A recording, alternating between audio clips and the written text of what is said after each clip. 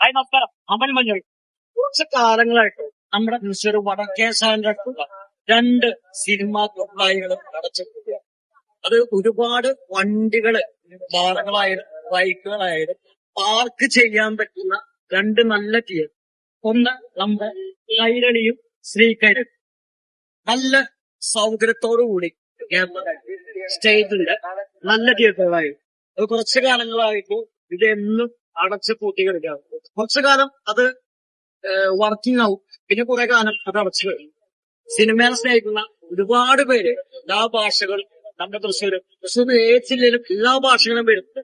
അപ്പൊ ഈ സിനിമകൾ നമുക്ക് തൃശ്ശൂർ കാണാനുള്ള ഭാഗ്യം, അത് നമ്മുടെ സ്വന്തം തിയേറ്ററിൽ കാണാനുള്ള ഭാഗ്യം നമുക്കുണ്ടാവട്ടെ.